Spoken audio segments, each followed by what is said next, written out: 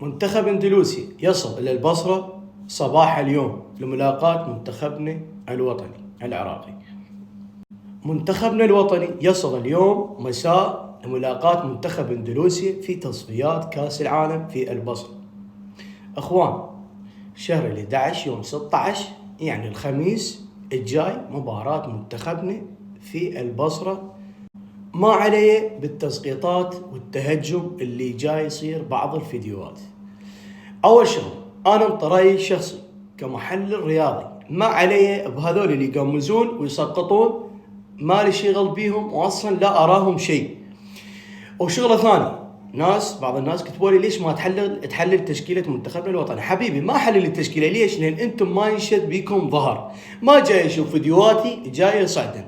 اذا اشوفن فيديوهاتي جاي يصعدن يعني اقول الناس حبت رايي الشخصي وحبتني انا كاعلامي كمحلل رياضي، فاستمر انشر لكم اخبار اول باول وحلل لكم اي تشكيله تردونه. انا برايي الشخصي ما له علاقه بالاخرين. انا اختاريت تشكيله لمنتخبنا الوطني، وهاي التشكيله امامكم. التشكيله تشهد 11 لاعب اساسيين. هاي تشكيلتي، شوفوها وطوني رايكم الشخصي. اذا بيها شيء تشكيلتي انتم لوموني بالتعاليق. وشغله ثاني، انا ما قابل على 5 لواعي. اول شغل، علي عبدان ما قابل عليه، ايمن حسين ما قابل عليه، بشار رسن ما قابل عليه، مصطفى سعدون الرجال لعب لعبه واحده تستدعي لعبه واحده، لعب ادى بلعبه واحده. يعني انت هذا اللاعب هل يكون عليه ضغط؟ يكون عليه منتخب؟ هذا مو لعب حبيبي، وتصفيات كاس العالم. انت منتخب اندلسيا ما تستهزئ بيه؟ لا حبيبي، هاي شغله مو معقوله وما تتحقق بالعقل. اول شغله، المنتخب الاندلسي من افضل المنتخبات المتطوره حاليا.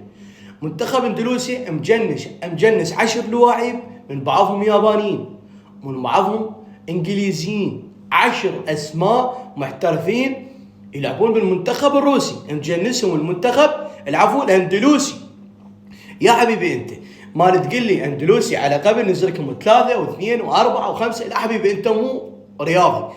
اندلسي هاي السنه متطوره بشكل رسمي، واخذوها من عندي. مباراتنا في البصرة مع اندلسي راح تكون صعبة ايش قد ما تتصورون. اخوان، ذكريات كاس الخليج راح ترجع علينا مرة ثانية.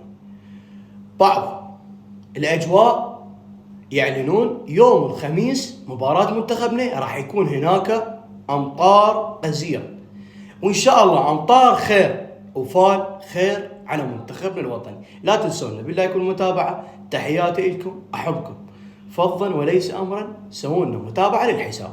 في امان الله.